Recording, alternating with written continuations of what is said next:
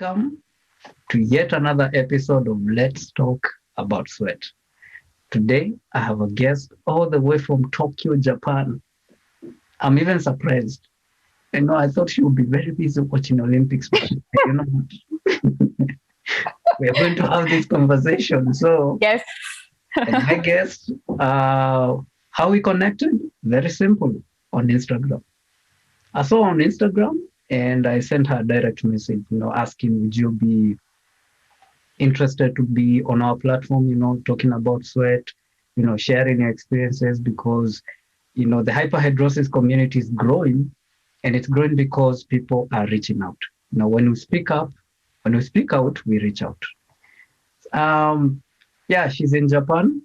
I don't know how they say hello in Japan. Ohio. Is it Ohio? Ohio is good morning. Konnichiwa is hello. I will learn Japanese. With this interview, we're going to learn a bit of Japanese. So without further ado, I'm going to let our guest introduce herself and then. All right. So over to you. Thank you. My name is Dharini. I'm 25 years old and I am currently living in Tokyo. But all my life, I've shuttled between Chennai, India, and Japan. And I've had hyperhidrosis since I can't remember. I don't remember for as long as I can remember. Maybe I was around 6 when I started noticing, and when it started becoming some sort of a hurdle to my daily activities. And I was like, okay, not everybody is having pools of water around them, when they walk. It's me. So, yeah, a couple of years ago, I found a treatment that worked for me after a lot of trial and error and anxiety and anguish that, continues to the day because there's always this uncertainty that it might stop working or I might be in a position where I might not be able to take the treatment. But I found something that works for me and it has been life-changing. Like every time I used to tell myself, okay, hyperhidrosis, it's sweating. How am I going to explain this to? I know how big of a problem it is because I've experienced the consequences. It impacts daily life. But I was like, how am I going to explain this to another person? I've never met someone who's had hyperhidrosis. So it's really nice to talk to someone to whom I don't really have to explain like, hey, this is an actual problem, not, hey, it's okay, just wipe it away. No, that's not how it works. Yeah. So thanks for having me. Oh, welcome to the Sweatuation. This is the only platform where there are no restrictions. You can talk about sweat.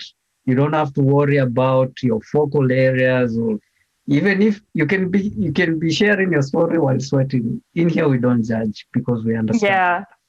So, just give us a brief description of your experiences as a sweat puddle. How was it?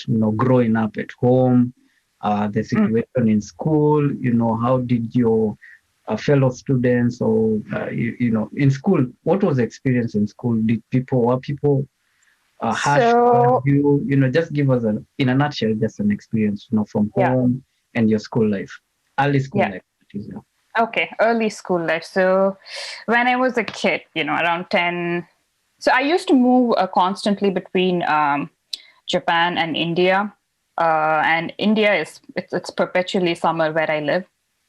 And that used to make me sweat all the time. With friends, I was able to hide, I'd put my hands under, when I sit, I used to be wearing like cotton clothes all the time. So I would put my hand under my, thighs. I would just always cross my hands so that people won't notice that I'm sweating. I'll make sure that I wear long sleeved shirts and, tops so that I can conceal my sweat. So I was really good at concealing my sweat with my friends, but not so much with family. And growing up, there's a lot of things I had to give up on because of my sweat, because it was not just the sweat, right? I notice how many times I say the word sweat. Anyway, it's not just the sweat, because once you start sweating and it's really hot and humid, what starts to happen is your fingers start swelling. Like my fingers, I primarily sweat in my hands and my feet, and they start swelling, and that's really painful. Like when your finger feels like it's filled with liquid, you can't bend it, you can't hold stuff, you can't write. So that shaped a lot. And then when you walk and your feet are swollen, it hurts a lot to walk, and you have to wear your socks and then your shoes because you're in school and you have to wear a uniform. So there was a lot of things. I would say that most of my interests are shaped by this condition that I had, because I couldn't do a lot of things that the other kids were doing. I couldn't partake in sports. I couldn't partake in, I don't know. I wanted to learn how to dance, but you have to take your shoes off when you learn like Indian classical dance, and I couldn't do that. So I had to give up on a lot of things, but it also helped me understand what does work for me. So I have to get inventive, find ways to, go on living despite everything that was happening. So silver linings.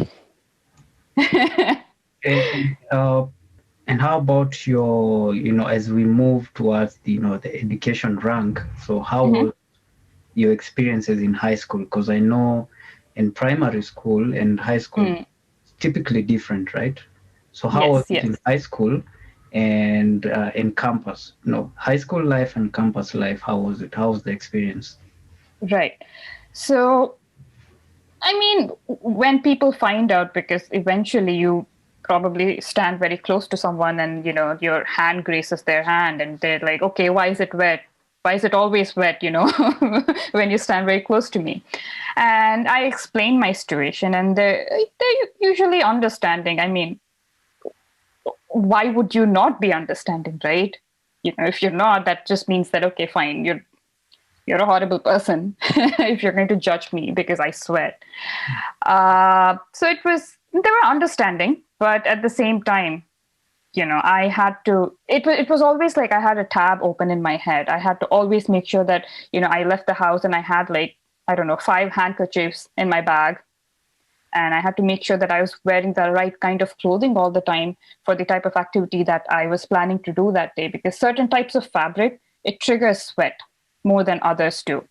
So it was mentally exhausting to always have to, think through my entire day and be like, okay, fine, I will be doing these things. And for that, I will need all of these clothes and other stuff to get through the day. So that was exhausting. People were mostly nice. I had a good support system in terms of friends and family. So without them, I wouldn't have come this far. I think that's safe to say, yeah. And what are some of the challenges that you've faced with excessive sweating? Take us through, getting your identification card, your travel documents, such as... Oh, right. So experience. Okay, so this is crazy, right? So for work, I have to sometimes travel to on-site facilities, and there I have to. They always have fingerprint scanners, and that is my biggest nightmare. So I get there like an hour early just to make sure that I can, even if you do wipe it away, like the moment you keep it on that thing, there will be droplets, and you will not be able to. It will not recognize your fingerprint. So it's just like very specific and very weird troubles you have when you have hyperhidrosis. It's very difficult to brush your hair because your hair gets like stuck to your hand, and you can't brush and you can't have a hairstyle, when your hands are always wet and you're trying to straighten your hair. There is that. And I sweat in my hands and my feet mainly, but also I sweat in my armpits and other parts of my body too. But compared to my hands and feet, it's not much, so I don't really talk about it. So you sweat through your clothes, so you have to make sure that you always have like a spare shirt or something if you're wearing something light in color. What else? When you're traveling on the train and it's crowded and then you have to hold on to a bar, that's going to turn sweaty. So you need to make sure that you have a handkerchief that you can put on that thing and then hold on to it. So these are like very specific things that sounds very crazy and very meticulous, and it's very hard to explain to someone who doesn't have that problem, you know. So each and every step I need to think. And what are some of the treatments that you've incorporated in your journey in treating hyperhidrosis? You know, what from topical treatments to medical treatments? Just share with us what are some of the treatment options that you decided that this is what I want to start with. Yeah. Going forward. Yep. So the easiest, I think, is antiperspirants. I started, my parents noticed that I had this problem, and then they started to get me things that are over the counter. And then we went to the doctors to find out what the hell was going on with me when I was a kid, I'm talking about when I was in like primary school or something like that. None of that worked. The thing is, when I put the cream on my hand, that would trigger even more sweat, because whenever something moist or creamy, you touch something, that triggers sweat.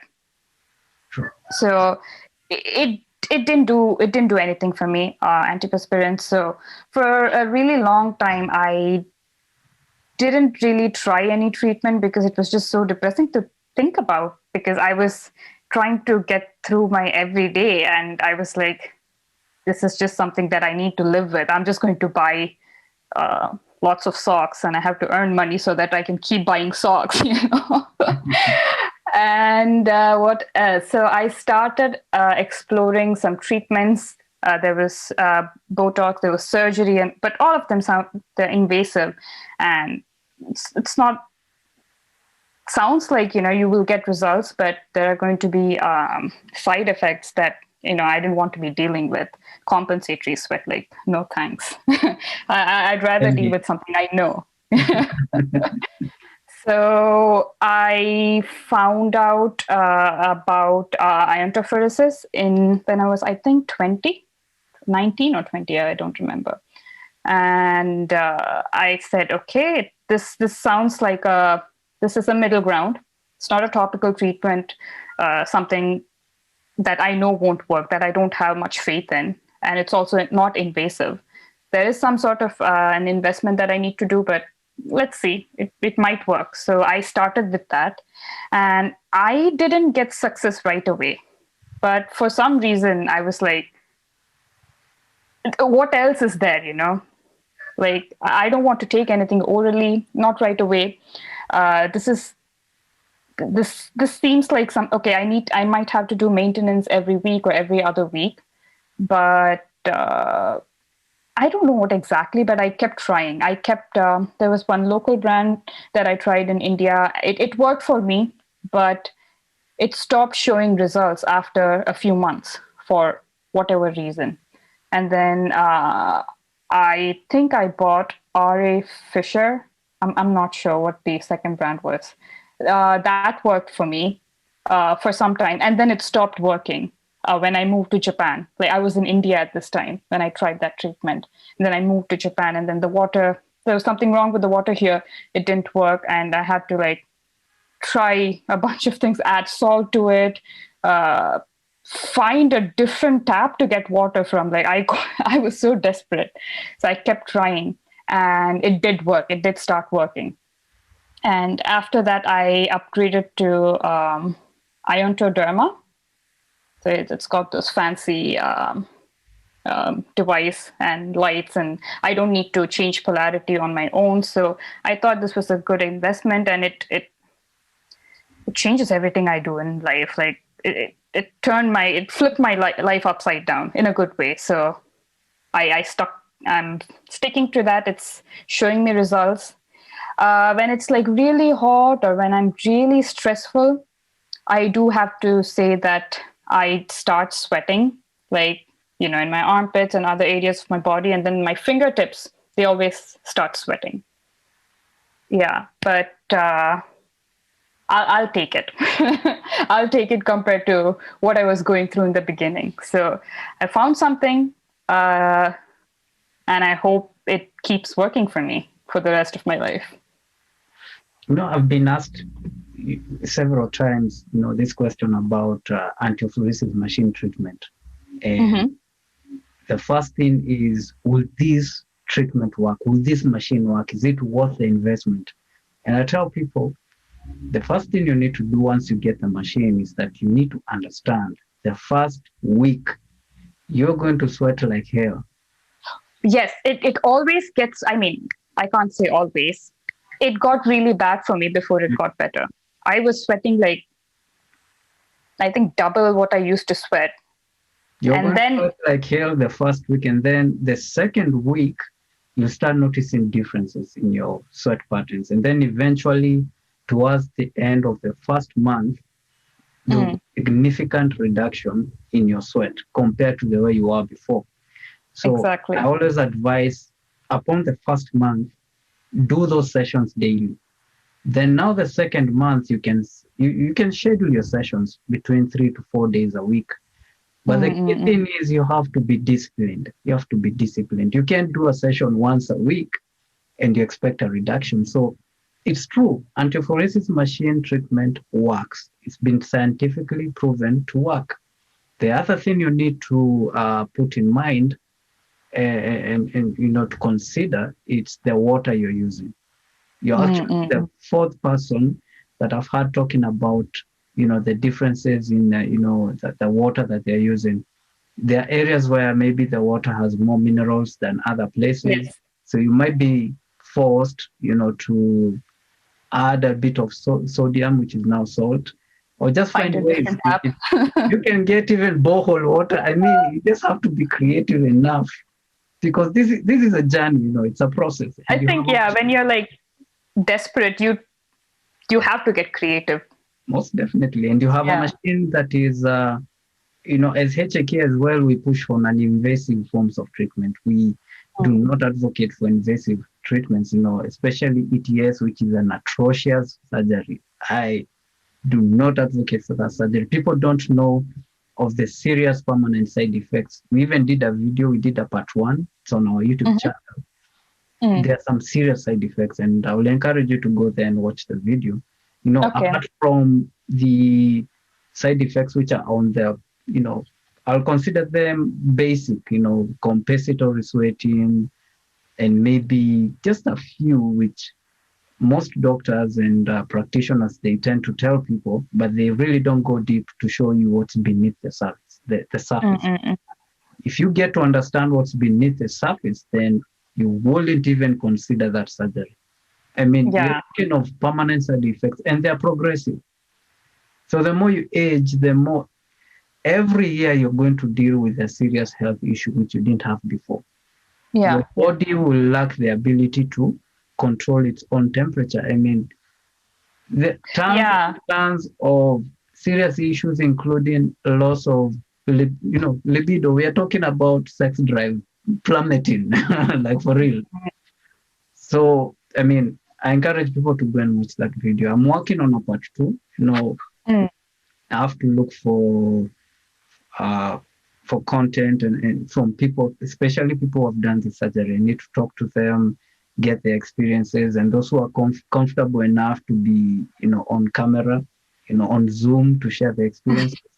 Even those who can share, like a written email on their experiences with the surgery. Because if the surgery provides quote unquote permanent solutions, then why do you have a group that is speaking against the surgery? That's what I always ask, And there's a certain clinic that we went back and forth.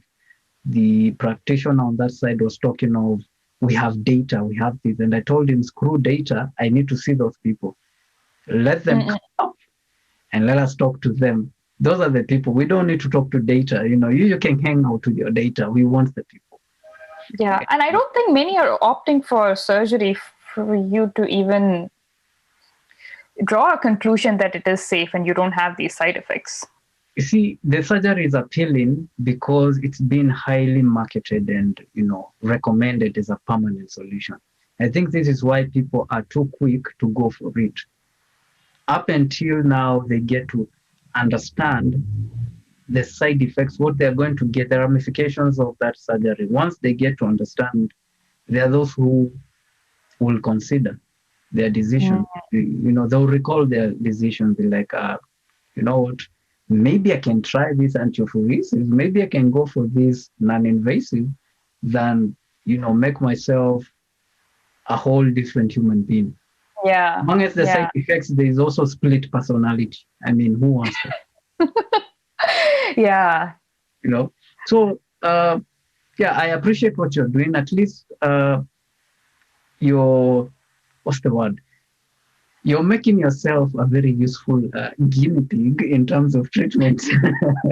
Definitely. So what you have to do. You have to try, and it's through trying that you'll find your niche. You're going to find your product, your topical treatment. You're going to find your way with Antiperspirants machine.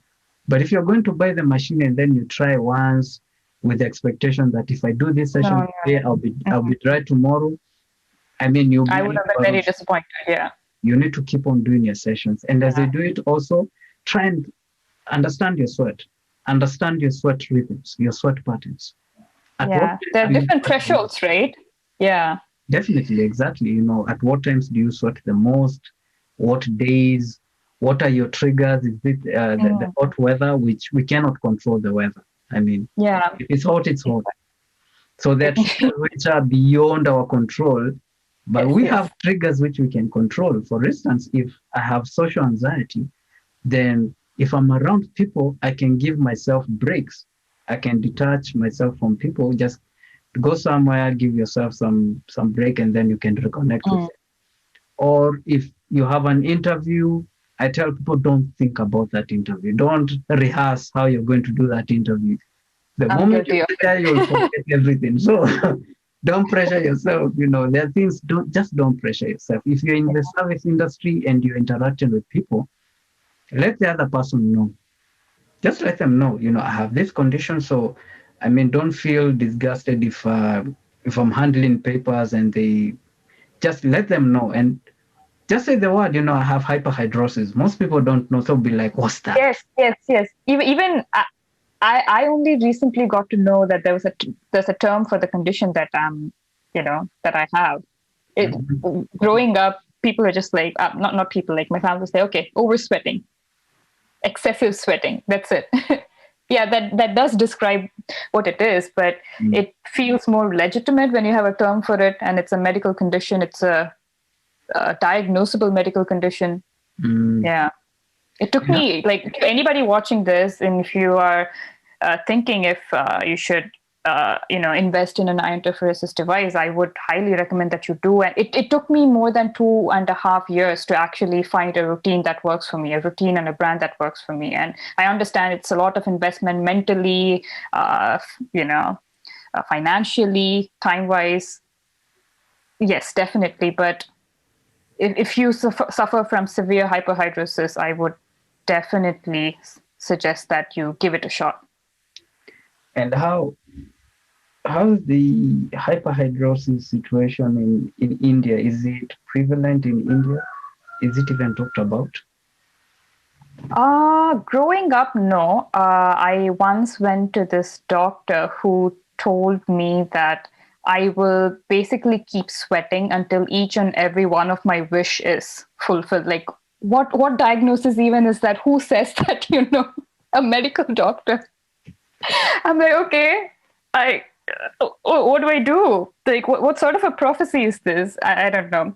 But recently, I would say doctors are becoming aware of this condition called hyperhidrosis, and they are even suggesting iontophoresis. Like 10 years ago, there wasn't much awareness. 5 years ago, yes, it's just slowly started. And now we have in Chennai, where I am from, there are dermatologists that have iontophoresis devices at their clinics where you can try, if it works for you. Most dermatologists are aware of it. They don't suggest iontophoresis. They do suggest Botox more than iontophoresis here. Because, Botox is... Yeah. Thank you for answering. I was trying to find words, but thank you for answering. Yeah. How about diagnosis? Would you, in your own words, do you think most doctors, just based on your understanding, from doctors in India and where you are, do they do proper diagnosis and treatments when it comes to hyperhidrosis? Do they conduct medical tests to ascertain whether your sweat is primary or secondary? I consulted a dermatologist who advertised treatment for hyperhidrosis. And I don't quite remember him running any tests. He asked me a lot of questions about when I sweat and what triggers my sweating. The funniest thing is that day I didn't have any sweat. Like 99% of my life I've sweated, but that one day when I visited the doctor, I was sweat free for whatever reason. I was very disappointed in myself. But he asked a lot of questions, and then he diagnosed me with hyperhidrosis. But he did not use the word primary or secondary. I wasn't really aware of it back then. Only after I started doing my own research, I was like, okay, there are two types. There are many types, and this is most definitely primary hyperhidrosis. Yeah, but I've been diagnosed with hyperhidrosis, but not with primary or secondary. And I think a couple of months before that visit to the dermatologist, I visited a general physician for whatever reason. I think there was a health checkup. And then she said that, it was a very offhand diagnosis. Like, yeah, you probably have hyperhidrosis. You should try iontophoresis. Like, I would say that, it was a big development from you will keep sweating until every one of your wishes is fulfilled. So I was very happy. I took what I got. Yeah. Sorry about that, people. Network issues. But we're back. We're back with our guest all the way from Tokyo, Japan. So we were talking about anxiety, and here at HAK, we know that there are two types. We have situational and we have clinical anxiety. So a clinical one will require clinical diagnosis. So if you have severe anxiety issues, schizophrenia and such like, there's clinical diagnosis for that. But for situational, just by the word itself, situation. Any situation, social anxiety, that's a situation. If you're taking your passport, your travel documents, you're in a particular situation where it's going to trigger your sweat. Yes. As a child, definitely there's situational anxiety. When you're going to school, it's an everyday, and I tell people it's an everyday problem. So, it takes that psychological toll on the person who lives with excessive sweating or any other sweat-related issue. At HAK, we are not only focused on one component, which is hyperhidrosis. No, we have several. Yes. And, yes. That we are working with so many people. So back to you. You're telling us about your situational anxiety before the gods of networks decide this conversation. We will have to take a break. So over to you. Yes. So correct. Like it triggers a lot of anxiety. So there is the anxiety that is triggered by the situation itself, right? I have an exam or something. I'm anxious about the exam. And then I'm anxious that anxiety will trigger sweat. So it's this vicious cycle that you can't really break out of.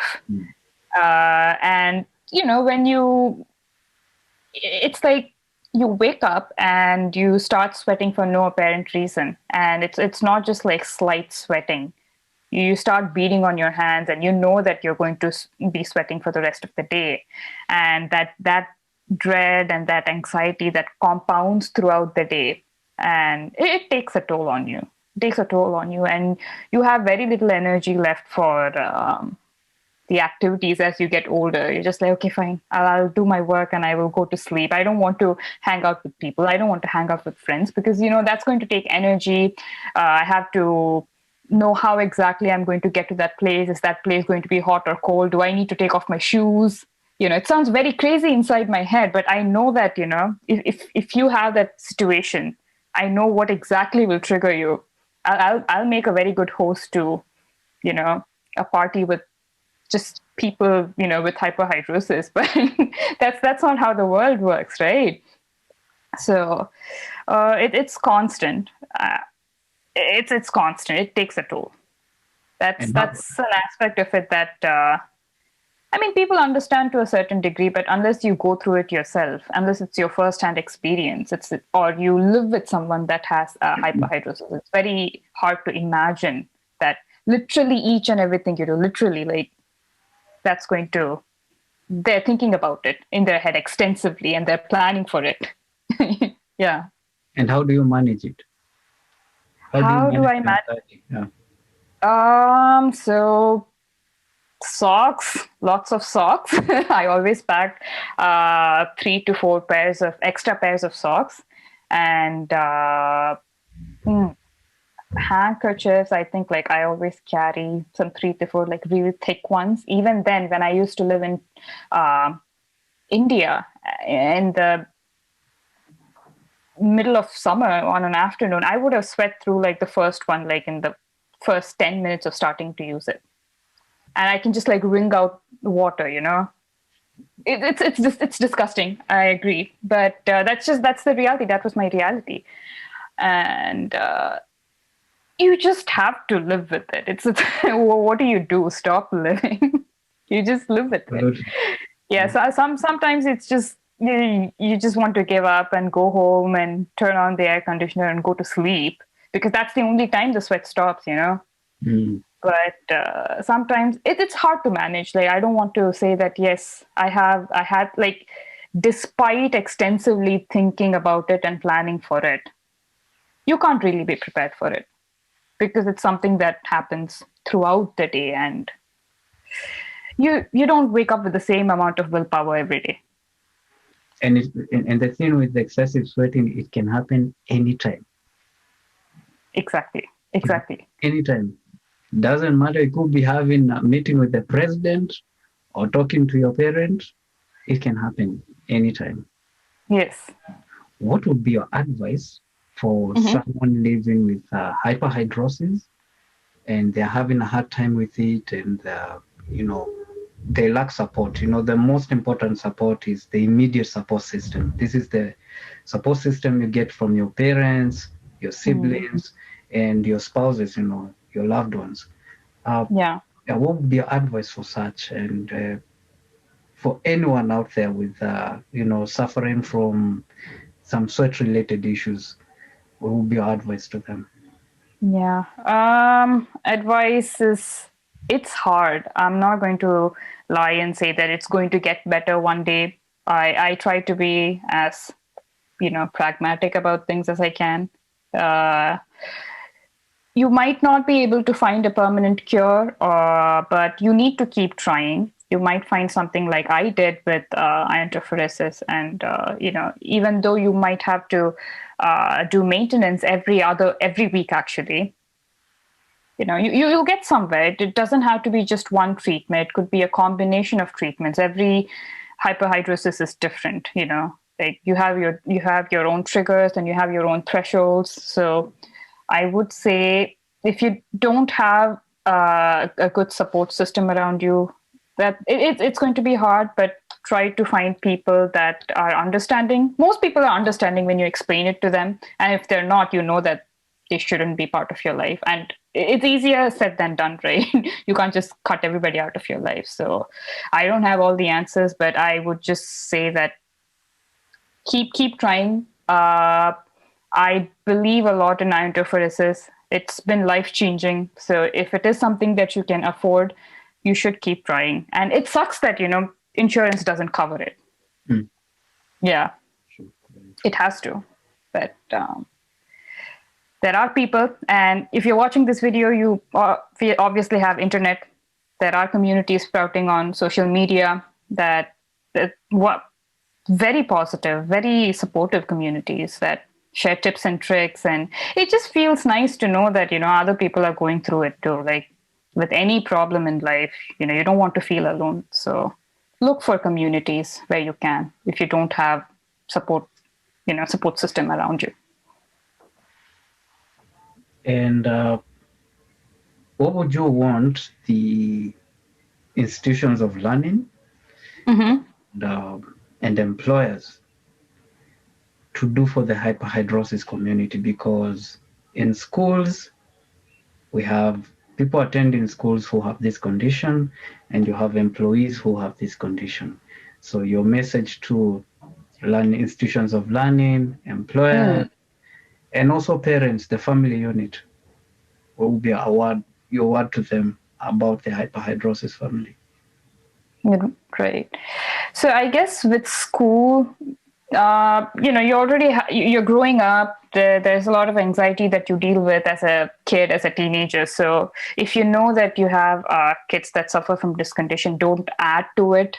Like, be very sensitive to their needs. They might not always be able to participate in a lot of those things. So make it an open environment where they can come out and say, hey, this is not something that I can, that my body will cooperate with. So I want to, sit this one out. So I think create an open environment where people can come and talk, and also build that sort of trust, so that, not everybody wants to speak in open and, speak in the open and say that, hey, I have this condition, be mindful of it. They might want to come to you directly and say that, hey, this is something that I suffer with. So let me sit under the fan. That's something that I used to do, because, I didn't have I wouldn't say courage, it's a personal preference. I didn't want to make hyperhidrosis the front and center of my identity. It's part of me, yes, definitely. But I didn't want to. Yeah, that's just not something. That's not how I roll.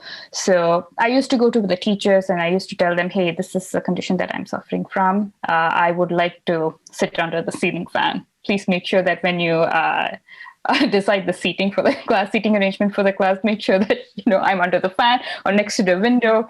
So, and I was able to do that because I was comfortable with those teachers, and I trusted them to not judge me or dismiss me, So the same goes to employers. Provide insurance so that we can look for treatments and actually afford those different treatment options. Well, thank you very much. This has been a very exciting conversation. Yes. First, I'm speaking to someone, without having to constantly explain and validate that this is a real condition.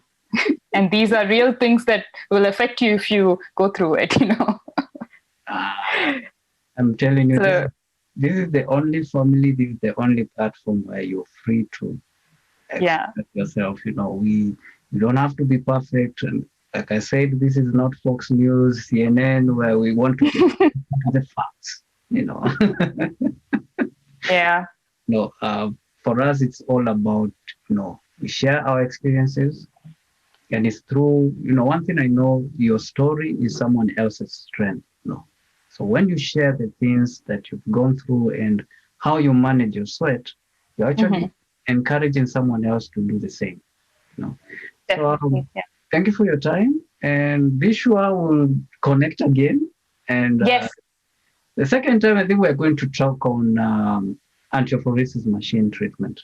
Yes, definitely. The next topic, And we can even do a demonstration for us. Oh, demonstration, okay. Yeah, you can do a demonstration for us. Set up or how you regulate the the whole thing. Yeah. Right, my routine. That would be that would be one of a kind video for. Yeah, that would be interesting, because most of the times when people post stories about, hey, I just bought this device and it doesn't come with a manual, or I tried this regimen and it just didn't work for me. I always try to reach out to them, and I always tell them, hey, you keep at it. It gets worse before it gets better. So if you're feeling that, hey, this is not working, I'm sweating even more, it means that it's working. Obviously, I always follow it up with a disclaimer that I'm not a medical doctor, so always consult your doctor. But this is something that has personally worked for me, and I've tried it over 2.5 years. So I've tried every combination. That would be interesting for sure. It's the next line of treatment that at HAK, what we try to do is give people alternatives when it comes to treatment.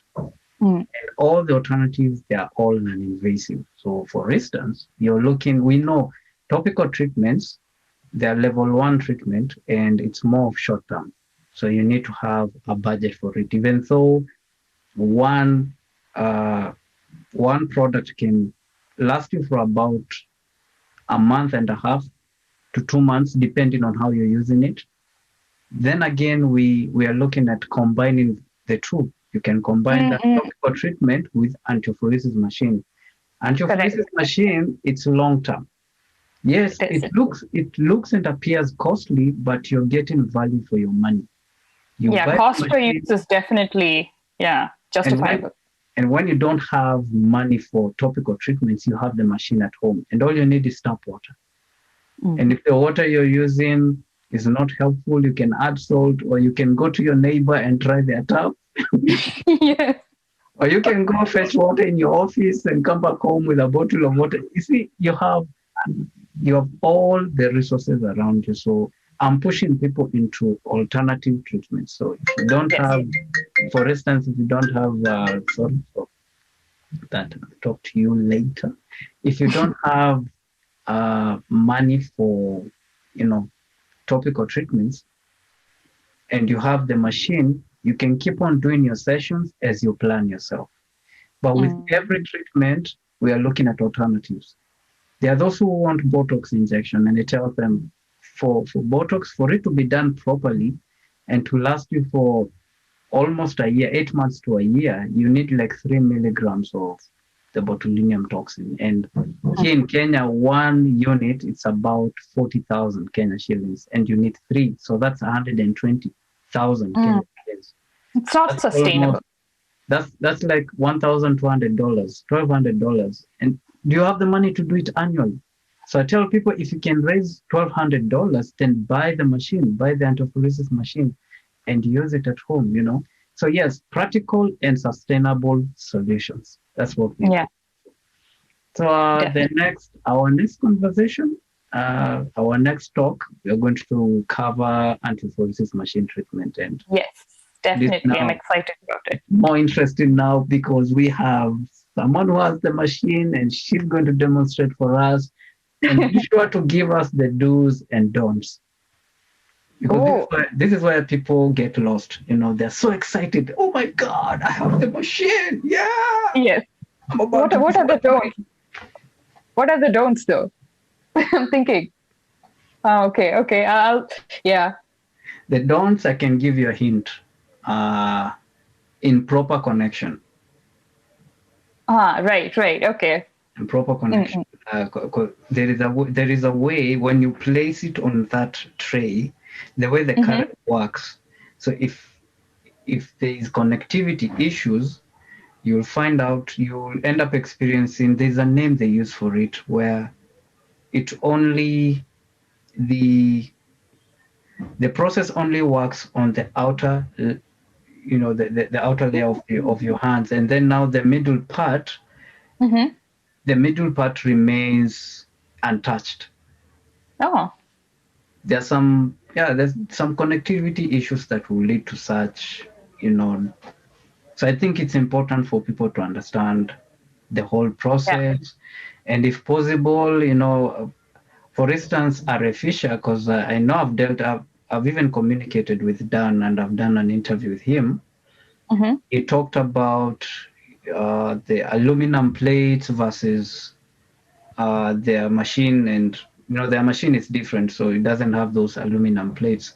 There's a whole explanation behind it, and I think I'm going to I'll do a video with him, But now I want to compare both. Him is more scientific into the machine and the whole entire process. But now yours will be, on a personal basis, Right. these are the do's and don'ts, the amount of water, the very simple things, Yes, yes, yes. you don't Yeah. flood the plates with water, the correct amount, all that stuff. Yes, yes, and the thing is, it's not just the hand, right? I mean, I think it's more easy to explain with the feet. Like, it's not just the soles of your feet; it's also like the ankle portion that's wet, and then the top of your feet. So, yeah, like you wear socks. The small tips and tricks that you figure out along the way. So it's nice to have someone like a consolidated. A cheat sheet or something where you can look at and be like, okay, fine, these are the things that I should probably avoid or do to get better results. So, yeah, that would be nice. Any last word? Any last word? Nothing. Life is hard, but